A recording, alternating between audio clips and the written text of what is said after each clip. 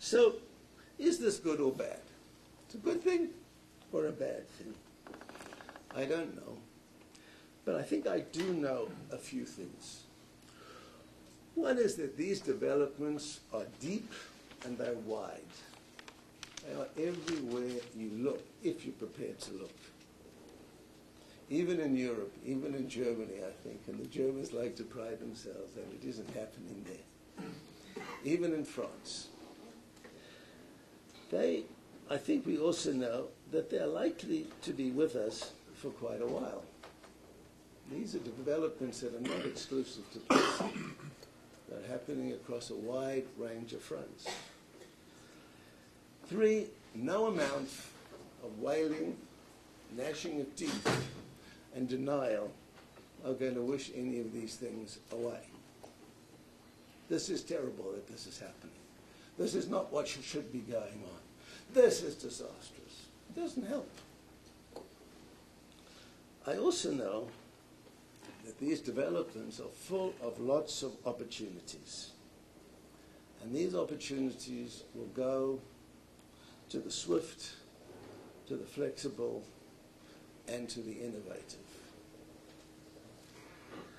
So, the crisis of the police is that they are not showing themselves to be particularly swift, particularly flexible, or particularly innovative. And this crisis, as I indicated earlier, is nicely illustrated in our conversation here, in defining the field as a field of police studies. And the question, what are police studies? In an age of nodal security, in my view, this isn't a good question. Our question should be, what is the field of the governance of security? How should we bound it? How should we understand it?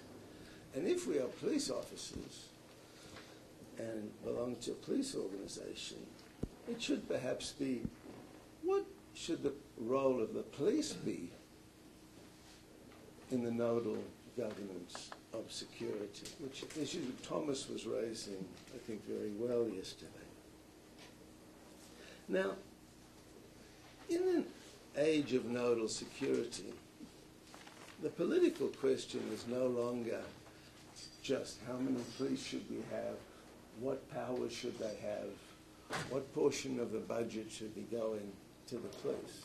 That's not the essential political question. The focus is not on the police, but on the nodal network politically. Increasingly, the central political question is what is the best way of coordinating and integrating the various nodes of security governance, and how should this nodal arrangement be supported and funded? That is the central question that we face. And it's a question we see being asked more and more. In Canada, in Northern Ireland, in a number of places. Whether the police remain a central part of these emerging networks will depend on their relative value in relation to the other nodes. There's no assumption any longer, a priori, that they are of value. Have to begin proving their value. And I really am amused by the Ontario Provincial Police in Canada, who now sound just like United Airlines. Thank you for choosing us as your service provider. We knew you had another choice. We hope you will come back and fly with us too. And I'm not exaggerating. Police organizations, therefore, that I'm familiar with, especially the Canadian, but also the Australian and the South Africans, talk about business lines and business plans. And they divide themselves up in terms of their products. We've got this product, we've got that product, we've got the other product. And why has this business mentality come about? Because it's an appropriate mentality for a nodal world, in which, in fact, there are choices to be made.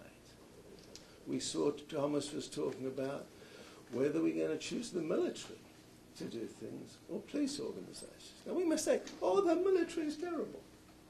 It's awful. It's got the wrong mentality. It does this. It does the other thing.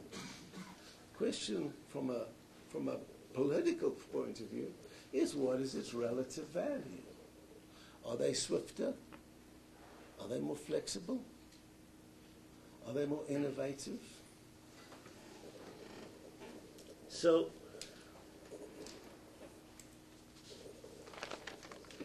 if police officers keep their heads firmly buried in the sand, this will likely mean that their relative value will diminish. And with that, their status and the financial support that they're able to garner. From the broader perspective of how best to govern security, of course, as David told us yesterday as a discussion, so what? Dinosaurs die, police may die. One of those things. Evolution. What happens? And so from that broader perspective, this is maybe not a bad thing, because weak nodes ought to drop away and strong nodes replace them. That's what networks, we live in a network society. Manuel Castell says one of the guiding characteristics of networks is that nodes keep changing. They're not written in stone. If a node hasn't proven itself, if it's proven itself to be inflexible, you drop it. And you begin to build on other more flexible nodes. Of course, doesn't happen that easily. Nodes who are becoming less attractive, they fight back. But if they don't fight back by becoming more effective in the nodal network,